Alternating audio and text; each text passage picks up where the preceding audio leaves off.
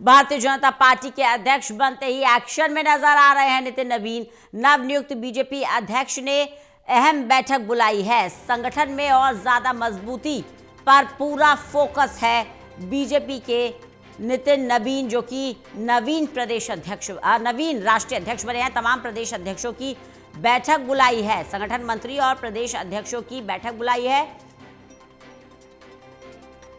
संगठन मंत्री और प्रदेश अध्यक्षों के साथ अलग अलग बैठक करेंगे नितिन नवीन। भारतीय जनता पार्टी के नए राष्ट्रीय अध्यक्ष नितिन नवीन नियुक्ति के बाद से एक्शन मोड में नजर आ रहे हैं।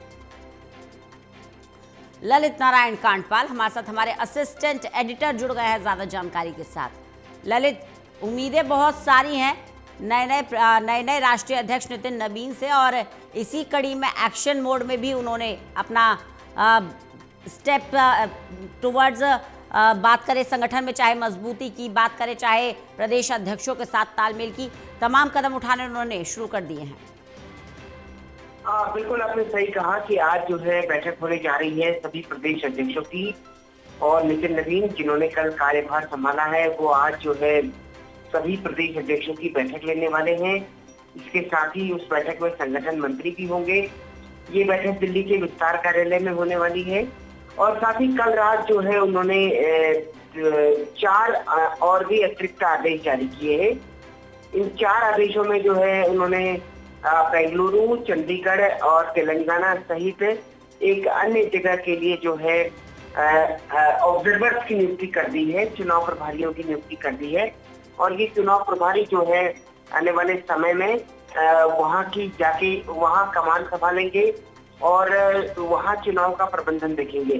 चंडीगढ़ में मेयर का इलेक्शन होना है, तो उसको लेकर जिम्मेदारी जो है विनोद तावड़े को दी गई है, और साथ ही जो है इसके साथ ही जो है चंडीगढ़ में बेंगलुरु की जिम्मेदारी जो है राम माधव को दी गई है, और भी कई सारे निर्णय लिए। लेकिन आज जो बैठक होने वाली है रंजना, वो महत्वपूर्ण है, और प्रदेश अध्यक्षों के साथ संगठन को लेकर जो है वो आज चर्चा करेंगे किस तरीके से संगठन को आगे लेकर जाना है। और अध्यक्ष बनने के बाद आज उनकी ये पहली बैठक है, संगठन मंत्री भी इस बैठक में होंगे।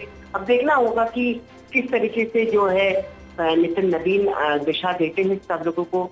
जैसा कि प्रधानमंत्री नरेंद्र मोदी ने भी कल कहा था कि पार्टी की दिशा तय है, बस ये है कि पदों पर लोग आते हैं और जाते हैं, लेकिन उनकी भी अपनी एक विजन की बात है।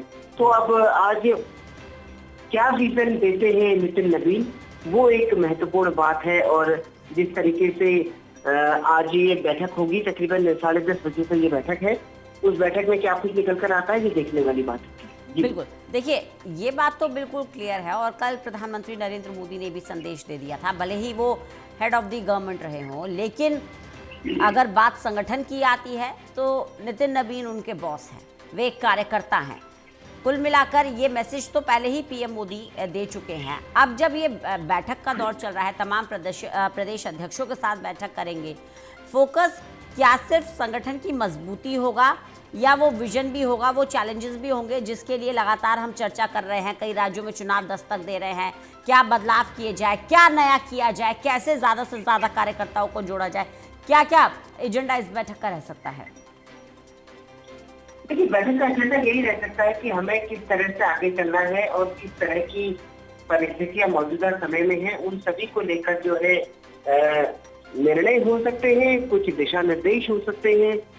और कई राज्यों में जो है अभी भी प्रदेश अध्यक्षों की नियुक्ति नहीं हो पाई है, वहां पर उसको लेकर भी संभवतः संगठन में चर्चा हो सकती है, संगठन मंत्री अपना विषय रख सकते हैं।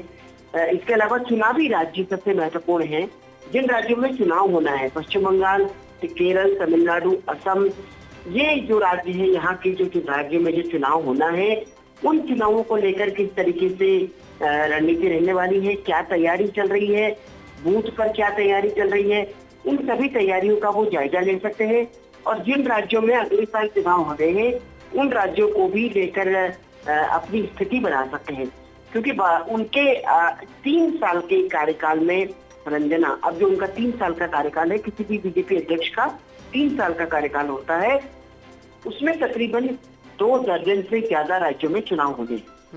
तो नितिन नवीन का जो एक तरीके से रिपोर्ट कार्ड है, जो उनका सीआर बनेगा, वो जो उनका सीआर बनेगा वो उसी पर बनेगा। और साथ ही देखा जाए तो लोकसभा का चुनाव भी उनके कार्यकाल में होगा।